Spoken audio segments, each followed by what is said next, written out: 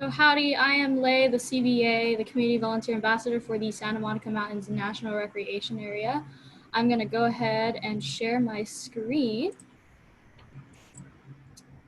So, as a visible disclosure, we'd like to inform any participants that any and all Zoom series is and will be recorded.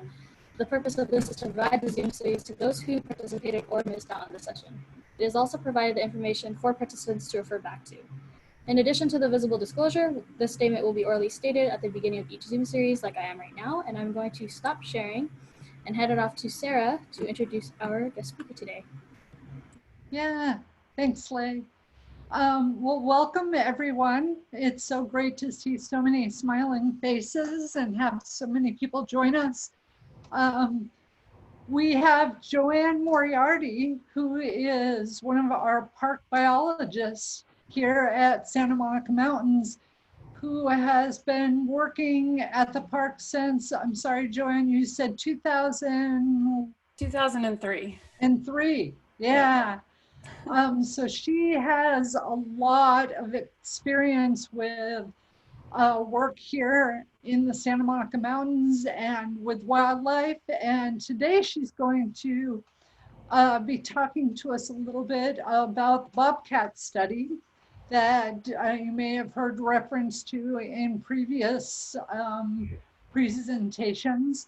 But I just want to say thank you again, Joanne, because I know they have been short-staffed and she's been really busy with field work. So I just want to thank her for taking time out to put this presentation together and coming and talking with all of us about the great research that she and her team is doing.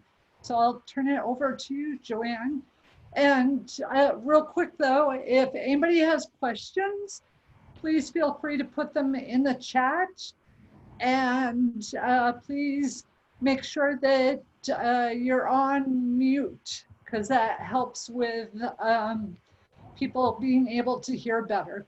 So, all right, thanks, Joanne. Take it away. All right, thank you, Sarah. And thanks everybody for coming this afternoon to see my talk. It's great to see so many people on here. So I'm gonna go ahead and start sharing my screen.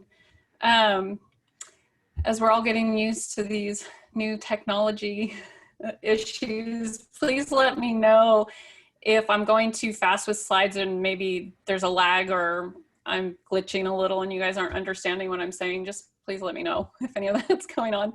So I'm gonna go ahead and share.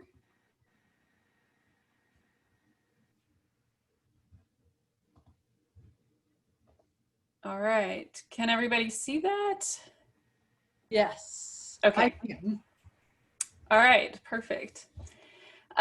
Yeah, so as Sarah's mentioned, I've been here at the Santa Monica Mountains National Recreation Area since 2003, and I've been working on the carnivore projects since then. The Bobcat study actually started in 1996, so it's been going on for a long time.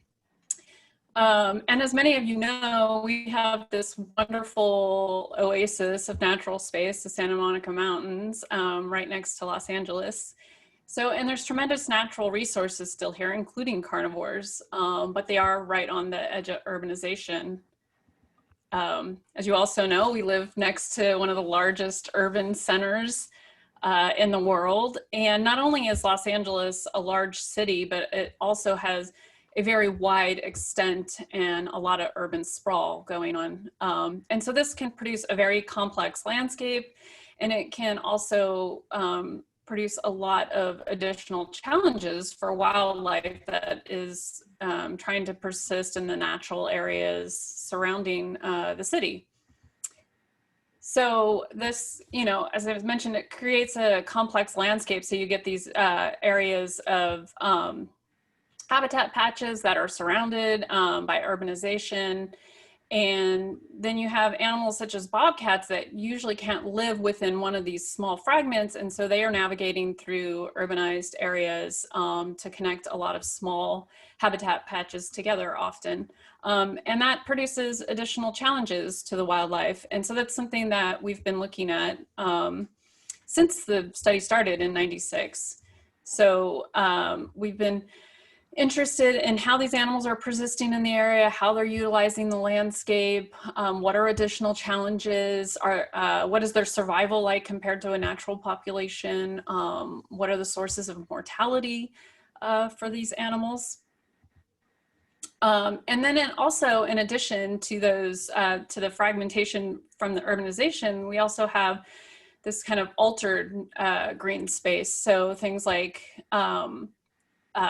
golf courses and cemeteries and urban parks and all these green spaces that aren't necessarily built up with cement and buildings and urbanization, but they're also not completely natural wildlands. So one of our big questions, especially early on, was how are these carnivores utilizing these altered open spaces? Do they use it the same way they would use natural space? Do they avoid it the way they might avoid some of the urban areas? And so that was a big question that we had when we started the study. So I'll kind of go into some of that later, what we found out for that.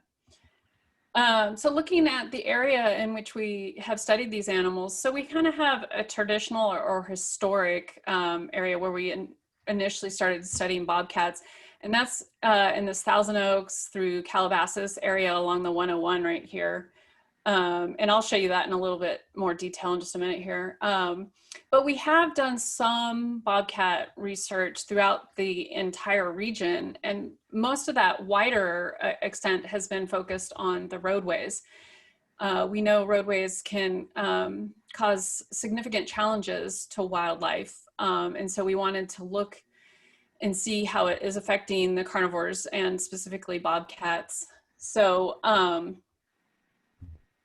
we have the Santa Monica Mountains here, which is essentially an island, right? We have it cut off by Los Angeles on the east side, Oxnard on the west side, and obviously the Pacific Ocean on the south. And then along the north, there's the 101 freeway. And there are areas where there's natural landscape on both sides of the freeway, but the freeway itself can cause a significant barrier. And so this is the area we're actually currently studying, and I'm sure many of you are familiar with the proposed wildlife crossing to go in there. And that's been gaining a lot of momentum lately. And so we are actually doing some studies specifically looking at animals in that region, which I'll go into a little bit more later too. But some of the other roadways that we've looked at over the history of the study, we've studied right here along 23, along 118, actually this highway part rather than the freeway part, and we're hopefully going to start looking at the freeway section of 118 soon here. We've looked at carnivores, tracked carnivores along 126, all along this whole way. We're currently working here on the 5. We've even worked here on the 405 to see if wildlife's going over into these little remnants of habitat left on the other side there. So that's some of the broader scope that we've done with wildlife in the region to look at how the population is being affected by the urbanization and the fragmentation, which is a big issue for wildlife. So looking more closely at this kind of historic area, this is where we've been studying bobcats since 1996. So the study originally started over here in Chesebro and Palacamado canyons, and then quickly spread into these large habitat fragment patches here. And so like this is Rancho Cini. So if you're familiar with the area, there's Canaan there, Thousand Oaks Boulevard, and Lindero. So these large habitat fragments are mostly natural within them, and they're closely located, you know, to the core area of the Simi Hills here, but they're not completely connected. You've got these major roadways, again, that divide them off. And so we were really interested in this area because it kind of represents an in-between state. It's kind of in between this like really dense core area of Thousand Oaks, say, and then a larger habitat fragment, such as the Simi Hills.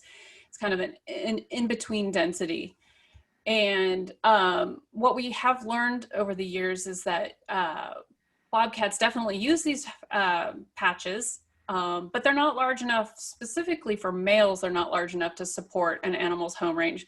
So the males will often cross these major roads and connect many of them together to make up a home range. Females don't cross as often. Sometimes we'll have females live entirely with within one patch. Occasionally they will connect two patches together, but we'll look at the home ranges a little more in detail here in a minute. So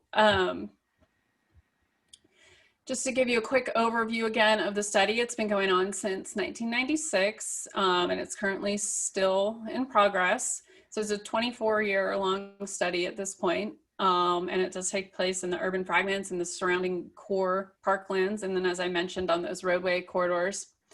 And to date, we have captured and marked 373 bobcats for the study.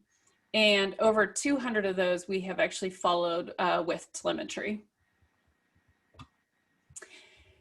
So tracking carnivores, what do we do? Well, we have lots of tools at our disposal, especially in recent years. Now we use both telemetry, which is putting radio collars or GPS collars on the animals. We can also utilize remote cameras, which we use a lot of nowadays. We've got over 100 cameras, probably close to 200 cameras out in the field currently. So you never know when you're gonna run into a camera out in the natural space. And then also scat. So we have particular lines that we've been walking the same route once a month. So I believe we started the scat in 2002.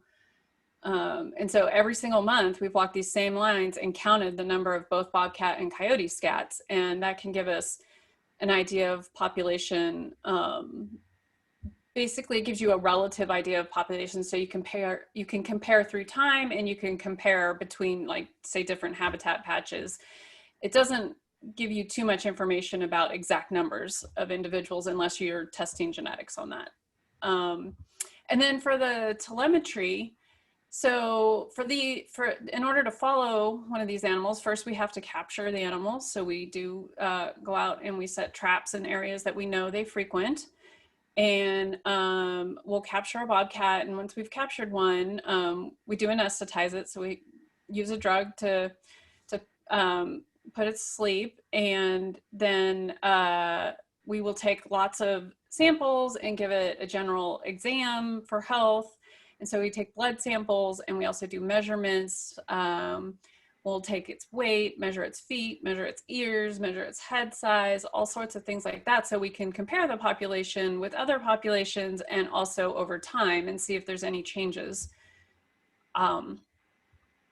So that also is just a good tool for studying the population. But then the main point of the capture, obviously, is to put the radio collars or the GPS collars on the animals. So in the early part of the study, we only used radio collars. So that was something that actually gets out a radio signal. You go out with a receiver that picks up that radio signal and use an antenna, and you track the animals. But nowadays, we're lucky, we can use GPS. And so their collars actually acquire GPS points on their own, and then those points either get sent to us over either satellite or even the GSM text network, or sometimes we'll have to go out in the field and use a special receiver and actually download those points. But regardless, it's a lot easier than it used to be. We get a lot more data, and it's more accurate data. So it's been a great advance in the study of wildlife. So this is an idea of the information that we're getting. So when we put these collars, these tracking collars on the animals, essentially we're just getting location data. And so whatever schedule we set on the GPS ones, or whatever schedule we used to go out and do the radio telemetry, we'll get a point for each one of those times that that we set it to take a location. And then all of those points are utilized to look at their landscape use and to produce a home range of the animal. And so this is an example of home ranges of bobcats. And I believe, so these are all on here. These are all females except for the blue one is a male. And this little green one is actually a kitten, a male kitten of the female in red. So, so you can see the females often are just sticking to these individual patches. And we've continued to see this same behavior in this area through generations of bobcats. It's pretty interesting, actually.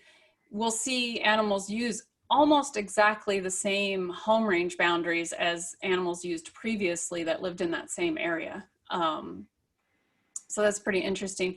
And then this blue one, the male, you can see he uses several of these habitat patches he connects together. And so there's actually three major patches, and then we kind of consider this all one, even though there are some roads dividing it up.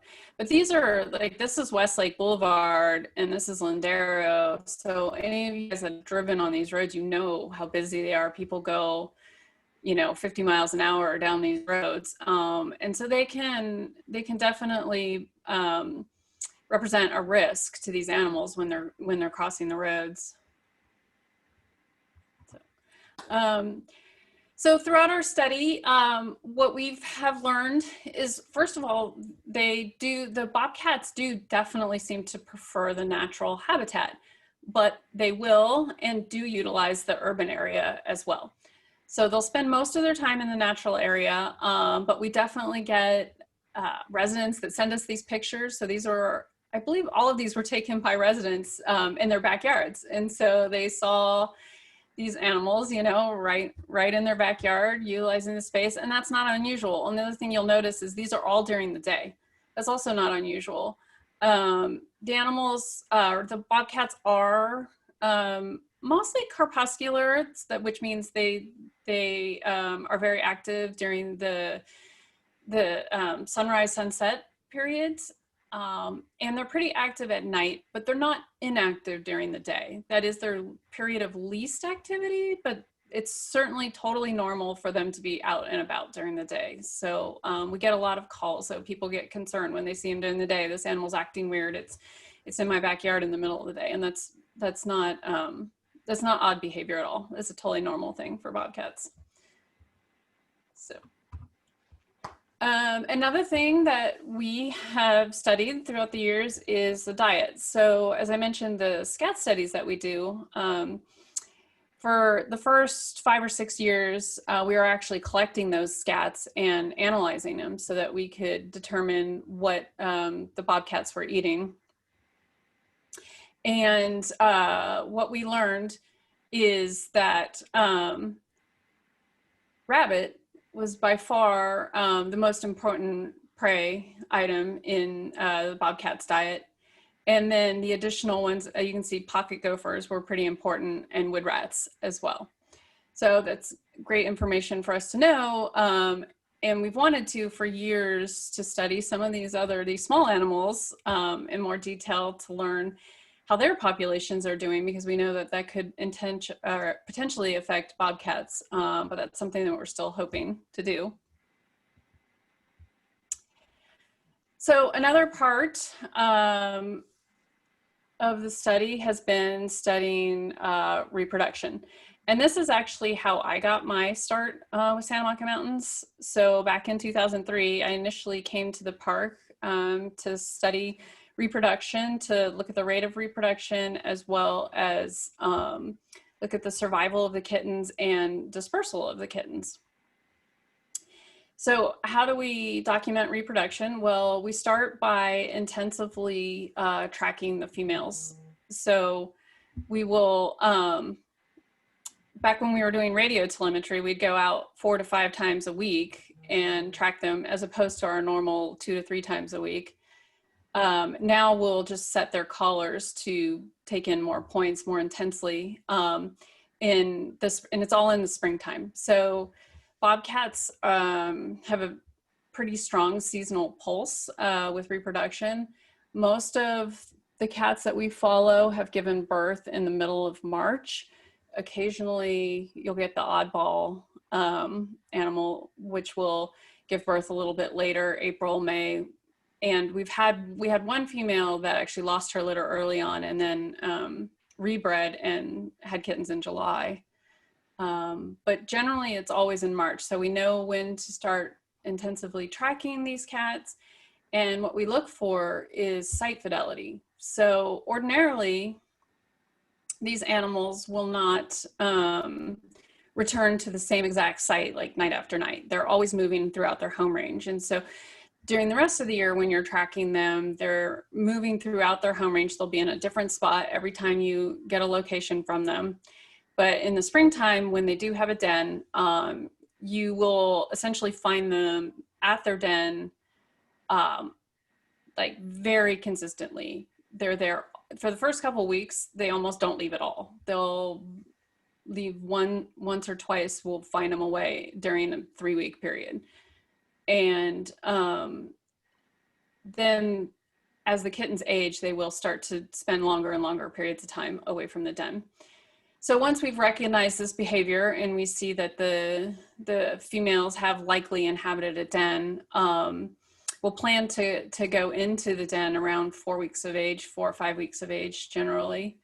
So let me actually, so for the early parts of the study and for my thesis that I did when I started with the Park Service, we were tracking the kittens through telemetry. So we were actually using implantable radio transmitters with the kittens. And the reason for that is because you can't use a collar with a growing animal. As you can imagine, they're going to very quickly outgrow that collar. So it's not safe to use anything like that. And so a lot of people have used these implantable radio transmitters very successfully.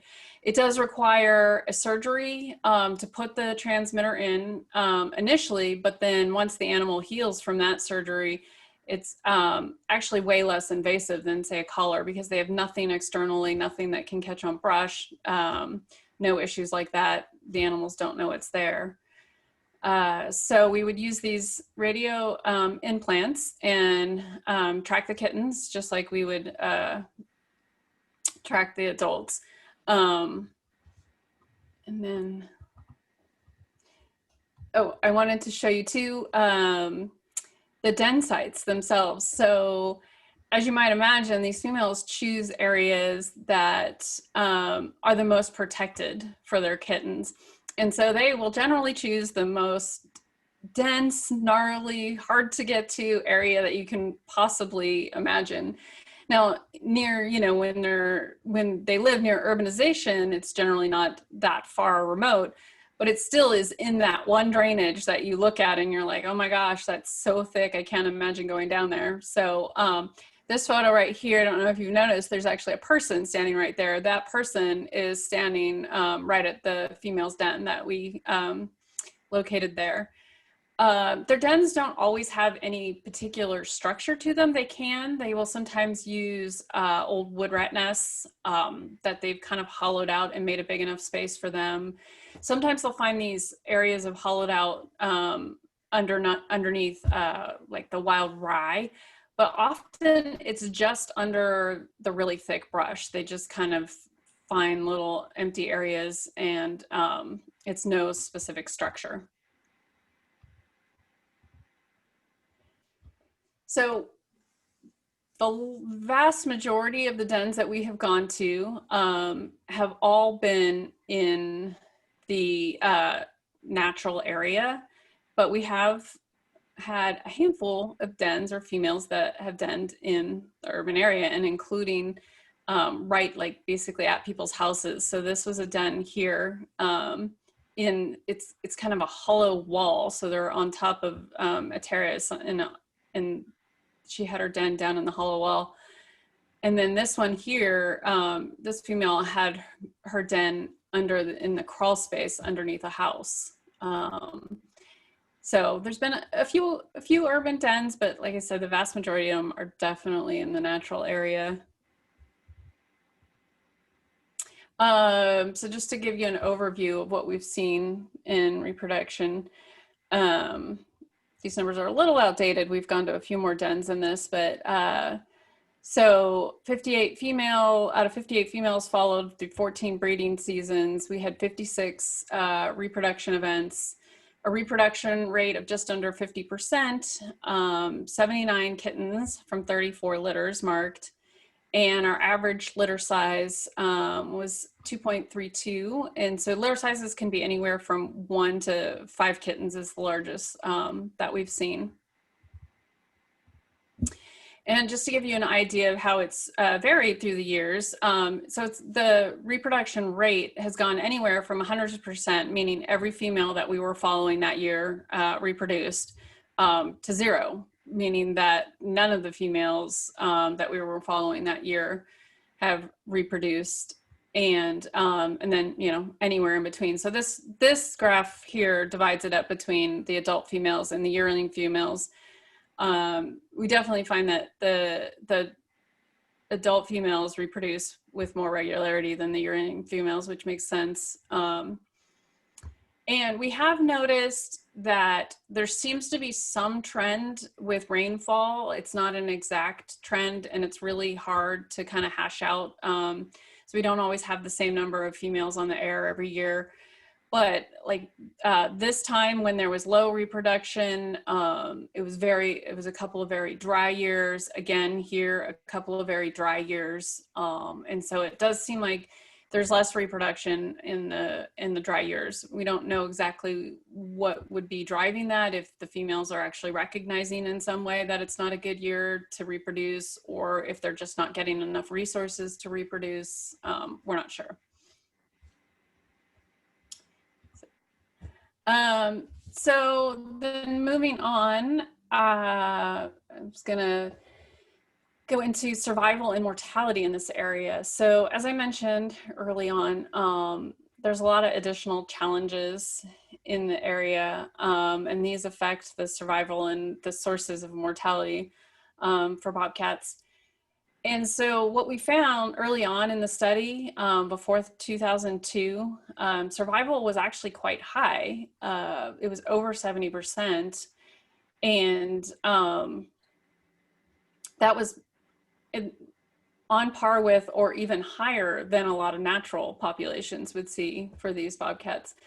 But starting in 2002 is when we started to see mange disease in the population. So you may be familiar, this is something we've been talking about for a long time here with our bobcat population. And so 2003, 2004, around that time, I'll show you a graph here in a minute that will show you how the population really was reduced from the mange disease.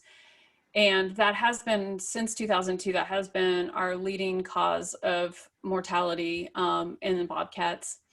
And then the second leading cause of mortality has been being struck by a vehicle. As I mentioned, all these roadways that the animals are trying to navigate past can cause significant challenges, and we do often see these animals. And not only do we find them being killed on the roadways, but we'll see animals that have crossed the same road many times successfully over and over again, and then eventually one time it just doesn't work out for them, and unfortunately they get struck by a vehicle. So for those of you that are not familiar with mange disease, what it is it's a microscopic mite, and it burrows into the skin of the animal, and it can cause hair loss or alopecia, dermatitis, just inflammation of the skin, and skin lesions. So you actually get the skin opening up and seeping out fluid, pruritus or itchiness, and severe cachexia, often leading to death, which is just basically, you can imagine the animals kind of wasting away, getting extremely emaciated or thin, until the point that it actually does kill them. And an interesting note, if you are familiar with mange disease on either coyotes or dogs, the Nododric Mange, which is the mange that these bobcats are getting, it doesn't quite look the same. So with the coyotes, or often domestic dogs, you'll see them lose a lot of hair. And so that you get this almost bald animal if they have a really severe infection. And that's not the case with the bobcats. You can see there's definitely some visible crusting on the face here, but it doesn't cause the hair really to fall out. So even, it's hard to tell in this photo, but there's actually still hair here on the animal's face. And so when it's in its early stages, it's much harder to detect from a distance because the animal still has hair and it just has those lesions going on underneath. But then as the infection progresses, they get the kind of this dark look, and that's usually how we can identify them from photos and from people seeing them and reporting them to us.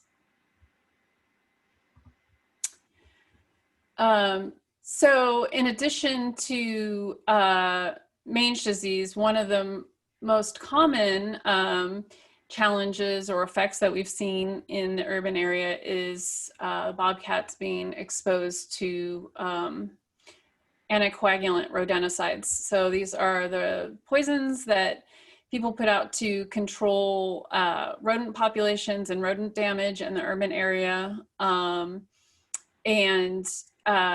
We believe that the bobcats are getting this secondarily. And so they're eating these rodents, and they're actually being exposed to the compounds themselves. So we've had over 92% of the bobcats that we've tested test positive for at least one or more compounds of these ARs. So it's very widespread in the population. How we test these animals is we test their liver after they die. You can test the animal's blood while it's still alive to see if there's been exposure, but that's not as reliable of a way. It doesn't circulate in the blood system for very long, and so it doesn't identify exposure except for the most recent couple week. And so to look farther back, you have to test their liver, so we can't do it until after the animal dies. But as you can see too, that most of our animals have been exposed to more than one compound, which is significant because generally these compounds are not actually used in conjunction with each other. So one type of rodenticide or one bait box only has one rodenticide chemical in it. And so when you see an animal that has 3, 4, even 5 compounds that they've been exposed to in their liver, you know for sure that that animal has at least been exposed 5 separate times to these rodenticide poisons. As I mentioned, we think they're getting it secondarily. And so, obviously there's the animals that people are targeting that are causing damage in the urban areas. But these rodenticides, they don't work or act immediately. They can actually take up to 2 weeks to work. It's generally a little faster than that, but you can have an animal wandering around for up to 2 weeks with these rodenticides in their system.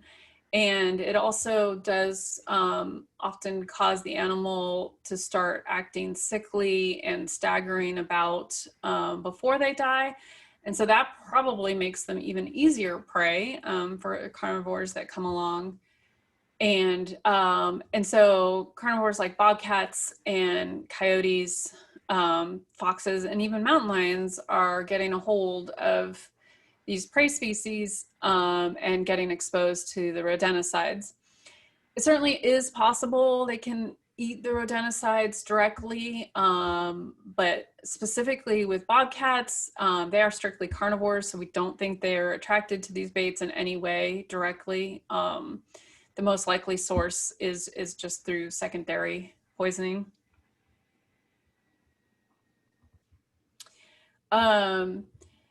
So here's, as I mentioned, what we saw with the bobcat population and the mange deaths. So this is a graph. It shows you the scats here in the dark line that we were collecting. So you can see that right around 2003 and 2004, the number of scats we were collecting went way down. And right around that time is right when we started seeing a lot of mange disease. And so the deaths from mange disease went way up right at that time. And so we think that mange actually did have a population level effect at this time. And we started to see right here, you can see the scats, the number of scats being collected start to rebound a little bit. We thought the population was coming back. But then right around 2010 again, we started to see more mange again, and the population has just gone back down, and it's kind of stayed at this lower level.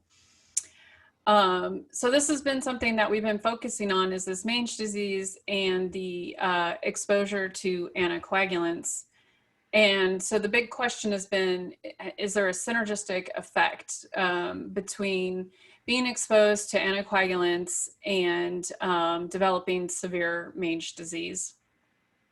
And through much study in the last 10 or so years, we have determined that we really think there is a connection.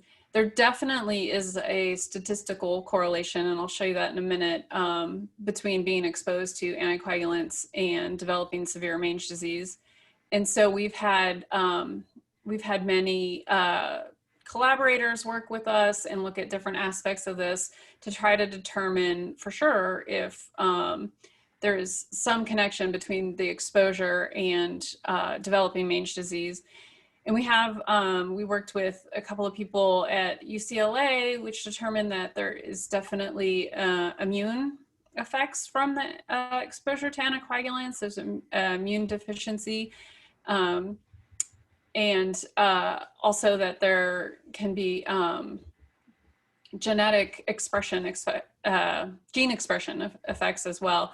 So meaning that certain genes are only expressed when animals are exposed to anticoagulants, which can further affect their immune function once they've been exposed.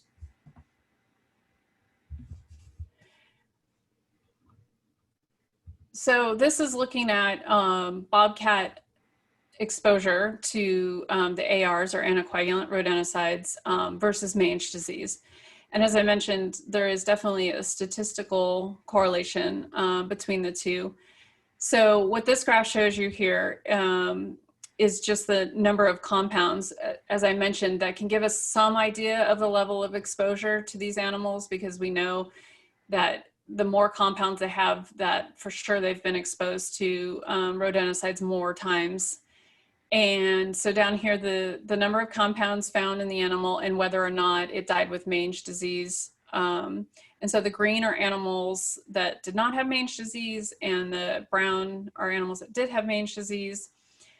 So for no mange, you can see it kind of shows just a standard bell curve, which is what you would typically see if there's no correlation. But with mange, you can see that there's a much higher number of animals dying with mange disease in these upper levels of exposure, or the number of compounds that they've been exposed to. So that suggests that there is a correlation. So another way to look at this is also to look at the total residue levels. In other words, the actual amounts that are being found in their liver.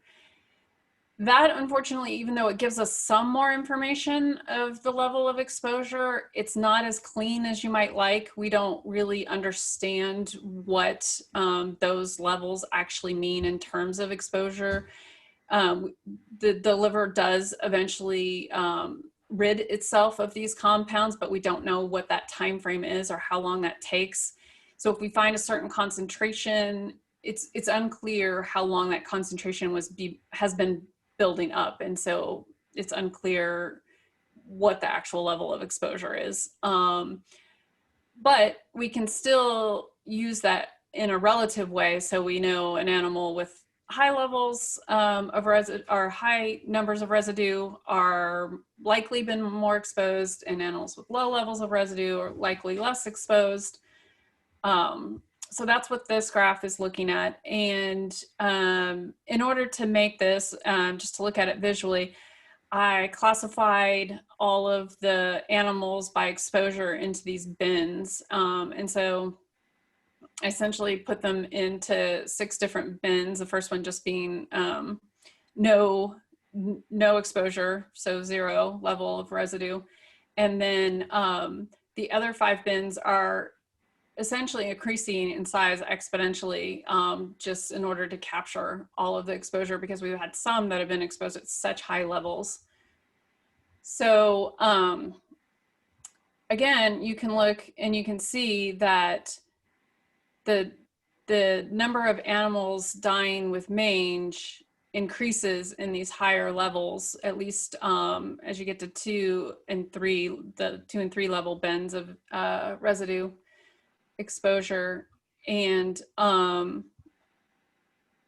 they do drop off here in the highest levels. I would suspect that's because we don't have very many animals at all get up to those levels. And if they are getting up to those levels, they're probably dying essentially before they get up to bin 4 and 5.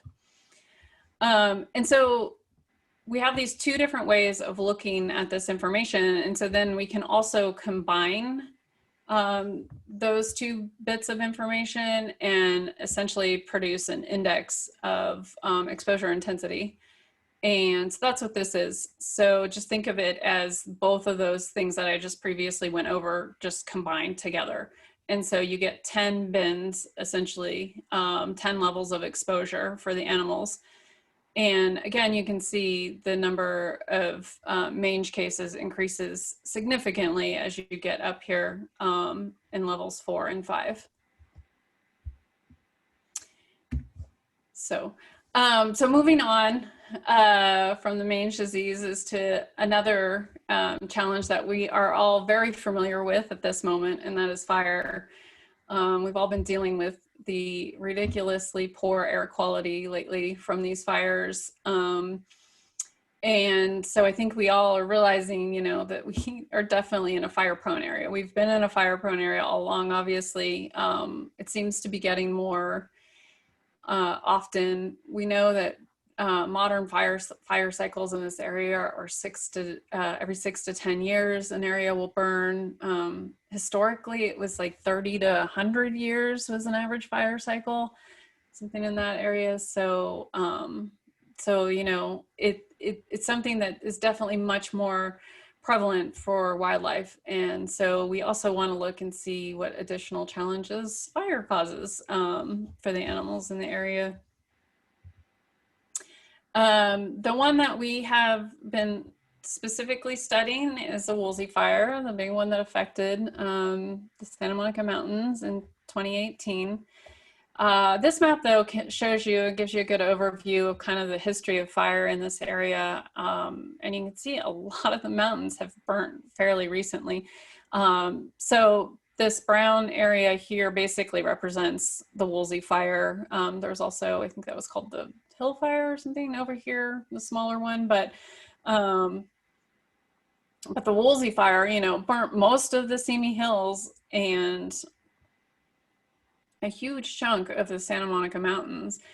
And then more importantly for us and for where we study these animals and what we're currently trying to do is it burnt all of this habitat in the Liberty Canyon area. So all of this habitat that produces this corridor that we've been looking at and hoping to build a wildlife specific bridge. All of this basically got burnt in that fire. And so that has been definitely causing some additional challenges for us for these studies, but then clearly also for the wildlife as well. And so this is just to give you an idea, if you didn't get out and look and see any of this for yourself right after the Woolsey Fire, a lot of these areas burnt extremely intensely, meaning there was almost nothing left, not even skeletons. So it just burnt down to the ground. And so this was Rancho Simi, one of those large patches I showed you initially. And as you can see, there's almost nothing left. There's a few little skeletons left, but this entire area that you're looking at right here was coastal sage scrub, thick, nice coastal sage scrub. And now it's, and right after the fire is all completely gone. This photo here is, I took recently, about a month ago. And so it shows that it's coming back. You know, there is some vegetation, certainly regrowth, but it's still severely affected. It's not anywhere close to what it was before the fire. And so this really changes the habitat for the wildlife in the area. And so we've continued, you know, following bobcats here after the fire, although we haven't been able to follow as many because we feel like there aren't as many around. We do have camera projects, as I mentioned, around, and we're not getting as many detections of bobcats in the area. We were not as successful with our trapping season the last season. And we know that the population is likely very reduced in the area, but we have followed a few. And this was a female, adult female, B372. And she was initially caught here. So this is the Cheeseboro Palo Clamato area. This is Cheeseboro Canyon here. So it's kind of the south end of that overlooks the freeway. Liberty Canyon is right down here. So she was initially captured, I believe her capture location was right here. So in this park area. And she did spend some time, as you can see, there are definitely some points in this natural habitat. But as I mentioned early on, you know, we've been tracking cats in these same areas for many years, and we've tracked generations and generations of cats in these areas.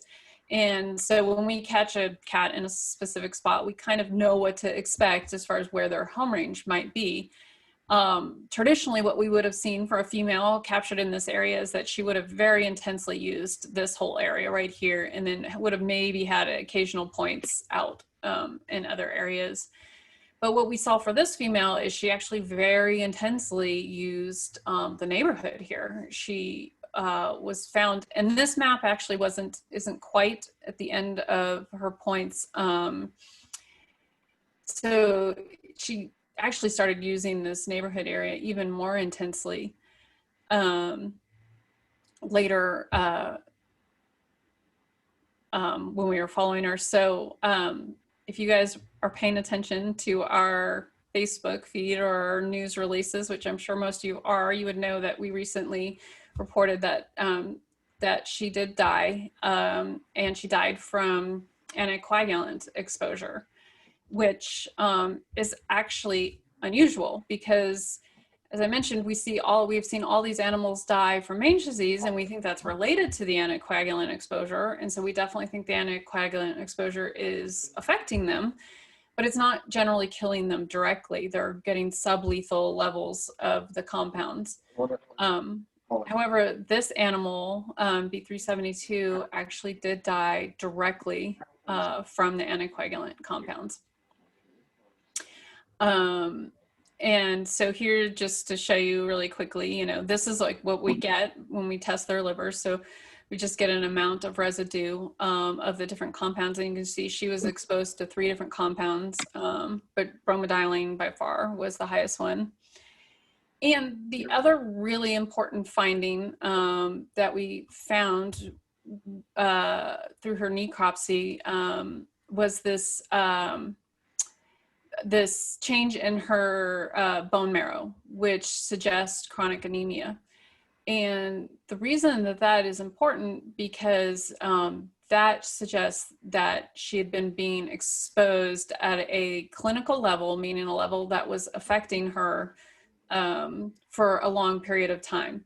So essentially, she had been experiencing anemia. You're at the place and you want for quite a while.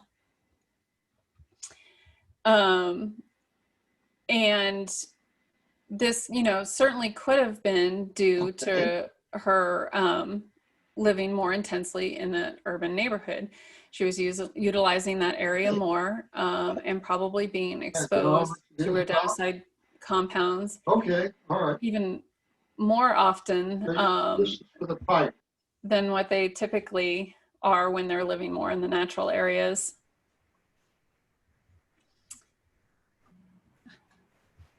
So, okay.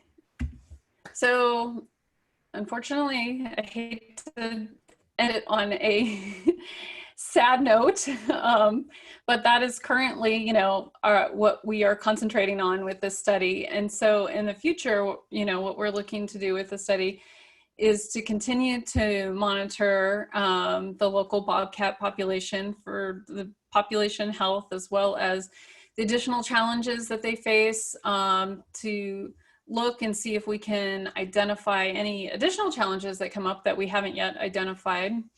And also to work with Caltrans and hopefully improve some of the habitat connectivity for these animals across the roadways. So that's where our current work is headed. So with that, I can take any questions if anybody has them. Thank you, Joanne. So questions definitely came in through the chat box. I'm going to start with the most recent ones because they're what you were just talking about. Here, let me go ahead and turn off my screen sharing really quick. Shoot. There we go. Okay.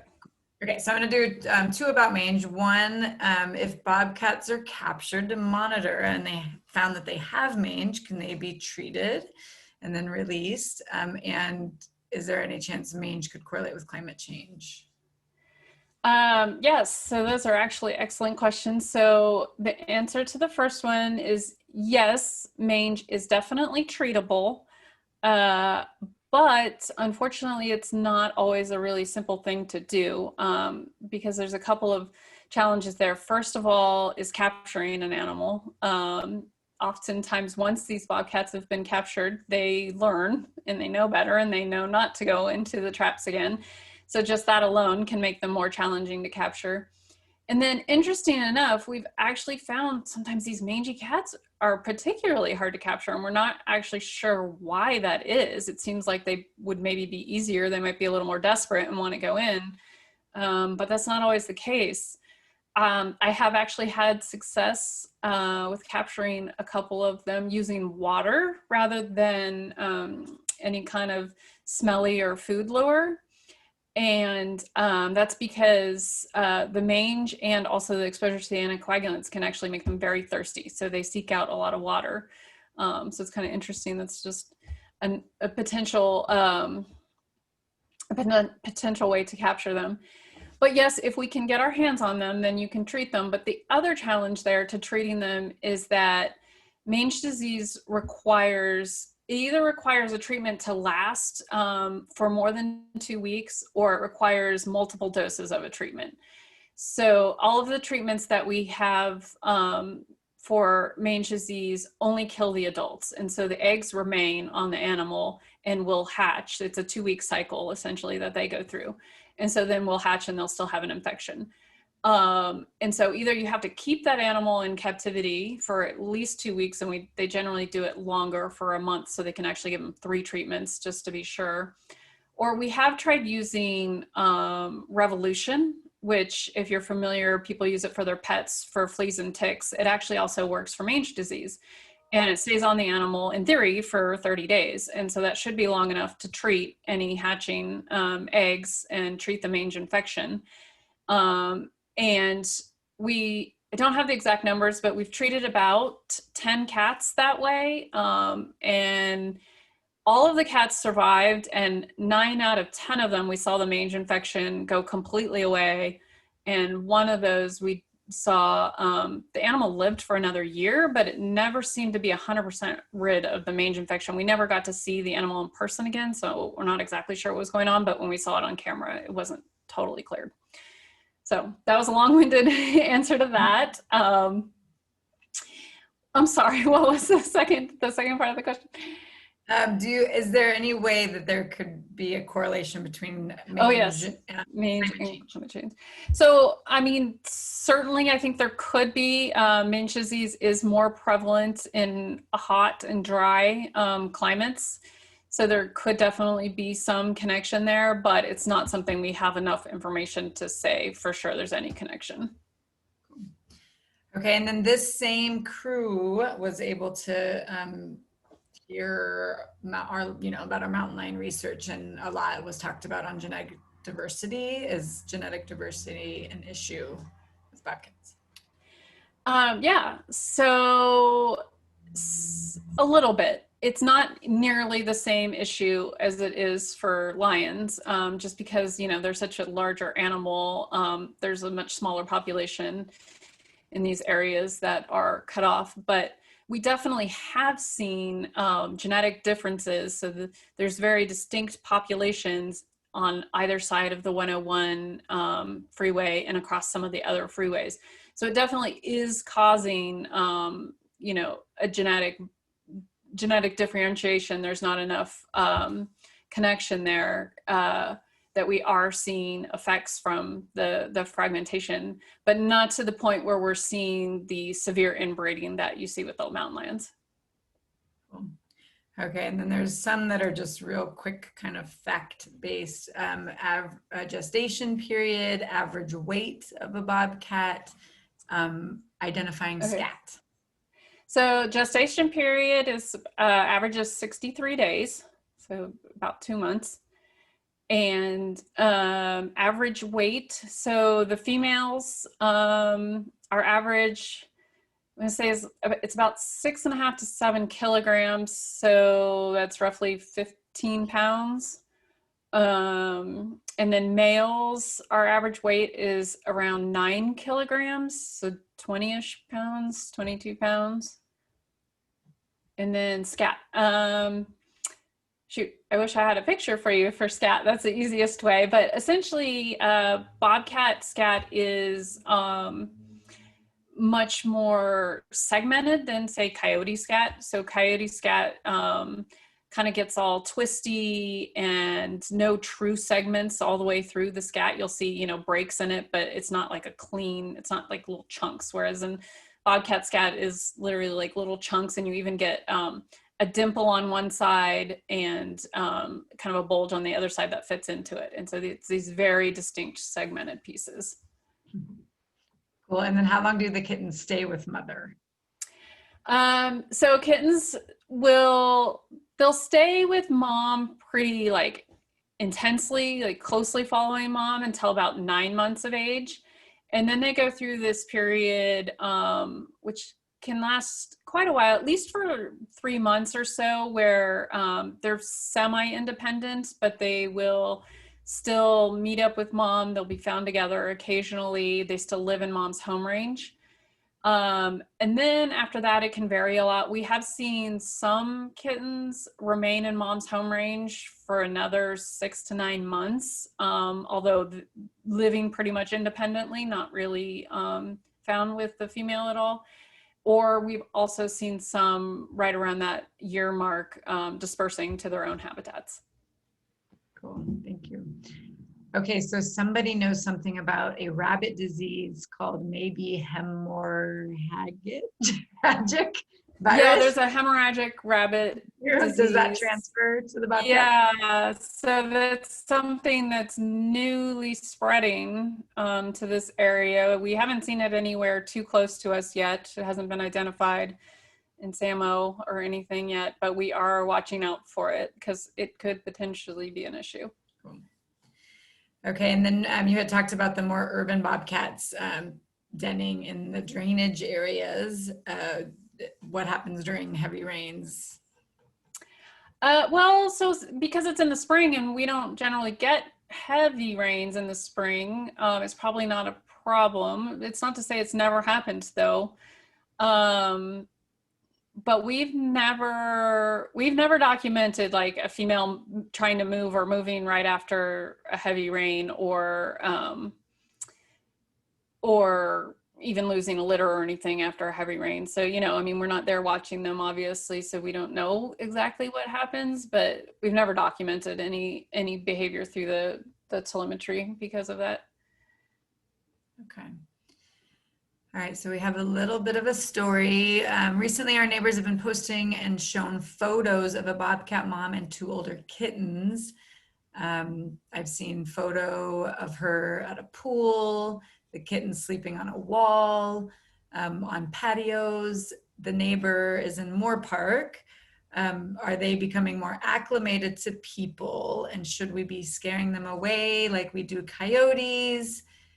And are you still wanting people to report bobcat sightings photos with you? There's more to it, but I'll give you those. Okay. I mean, generally, I would say no, that you shouldn't be too worried. Again, I'm not sure exactly where this area is. If it's in or near the burned area, it may be a little bit of a result of that they're spending more time in the urban area. As long as you're comfortable with them, which they don't really pose any risk, I wouldn't say that you need to scare them off in any way. But if you were not comfortable with them there, you could haze them similarly to what they would do with coyotes, and they would move on. There was more to that. Yeah, a little bit. And Kathy, maybe you want to jump in, but she said something that I believe on the website, you're able to identify some cats by their markings. And are you still wanting people to report bobcats? Oh yes, the report. So that actually is really important. So definitely, we like hearing about any reports of bobcats, but really the most helpful way to help us just curate this information is if people enter their sightings into iNaturalist. So I have the Backyard Bobcat project in iNaturalist. Do you think everybody knows what that is, or should I go over what iNaturalist is? I think you should do the quick version. I'm not sure. Okay. So iNaturalist is just a citizen science database, essentially. So it's online under, it's called iNaturalist. And you can get a free account with them, and you can enter any of your wildlife sightings for any species, including, plants, insects, everything on there. And then researchers like me can access that data and learn about populations all over the place by utilizing all these citizen science sightings. So I have a specific project on there called Backyard Bobcats, although we welcome bobcat sightings from anywhere. It doesn't have to necessarily be your backyard. And it's just a great way, like as it goes on over the years, it'll be a great way to look back at bobcat populations in different areas. So that's the most helpful way for us to curate it if people enter them in there. And it allows you to upload photos and video. So it's great. And it also allows you to indicate, the health of the animals. So if you thought the animal was mangy, you can put that in there as well. Nice. And then identifying animals by spots. Yes, so we currently have a project going on, one of our camera projects, where we're actually using 2 cameras per site so that we can get a visual of both sides of the animal, so that we can identify these animals by spots, and we can actually use that as a way to get even more information about population densities. Okay, there's a question if the bobcat study area is similar or same to the mountain lion study area. No, we study mountain lions where we study bobcats, but we also study mountain lions in a much larger area, just again, because they're such a much larger species and they have giant home ranges. And so the lion study, basically that regional map that I showed in the beginning, which has got the Simi Hills and the Santa Susana Mountains, we study lions throughout that entire area. Cool. Okay, so I think the last one, Sarah just put in the chat box for anyone interested in iNaturalist, the website, in case you want to explore that. So do bobcats fight with other animals and die from it? Maybe the bobcats die from it? Yeah. So we haven't seen a lot of evidence of fighting, which is interesting. So just for example, the mountain lions will find scarring on their ears and their face and their head, which indicates they're fighting with somebody, likely each other. We don't see that very much. We have seen it with bobcats, but it's rare. And we also haven't detected them as being, predated on by mountain lions. So we go in and we study mountain lion kills to see what the mountain lions are eating. And I think we just recently found our first bobcat ever as a mountain lion kill. So we're not seeing them getting eaten by mountain lions. I would say the biggest threat from other animals to them would be from coyotes. We do occasionally see coyotes killing occasionally adult females, but it's typically either kittens or yearlings that we'll see. Okay. So I read that pesticides will be banned by the state of California. Is it feasible to put out food bait laced with the antidotes to help fight the effects of anticoagulants on bobcats? Yeah, so unfortunately not. So the antidote to anticoagulants is vitamin K, essentially, because what these anticoagulants do is they interrupt the vitamin K recycling cycle. So you have vitamin K in your body, and your body continually recycles that vitamin K and reuses it, and it uses it for you to be able to clot your blood. So and so the anticoagulants interrupt that cycle. And so when you use the vitamin K, it just doesn't recycle. And so you lose all your vitamin K. So the antidote to the actual poisoning itself is to just give vitamin K until all of the anticoagulant is out of the system. And so in order for that to be feasible, you would have to be getting that animal vitamin K every single day, maybe even multiple times a day, and they would have to get it. So, and bobcats and mountain lions, are not big scavengers. It's not to say they won't ever scavenge, but they mostly look for live prey. So even getting them to take something would be hard. And then there's just the whole issue of knowing which animal's even been, poisoned. I mean, you can often tell when it's getting, close to the end, but at that point it might be too late anyways. And so knowing ahead of time would be pretty logistically hard. Cool. I'm inviting anyone for any last minute questions, but until then, there's a question about the bobcat under your desk. Is that a bobcat under your desk? That is here. Well, he can make a quick appearance. It's a Zeppelin. He's 19 and a half. Wow. So he's an old man. He's been with me for a long time. And he is now my quarantine buddy. Well, awesome. Riza, will you let me know if you think I missed anything and nothing else came in? That was brilliant, Joanne. Thank you. All right. Thank you. Ooh, something came in. Oh, just compliments. You're getting compliments. Great presentation. All right. Thank you, Sarah. Did you want to say anything? No, just thank you so much again, Joanne, for your time and giving a great presentation. So. All right. Thank you. And thanks everybody for tuning in. All right. Well, thanks everyone, and have a great rest of your week, and we'll see you back on Sunday. All right. Thank you very much, Joanne. Thank you, everybody. Thank you. Bye. Hi. Thanks. That was great. Thank you.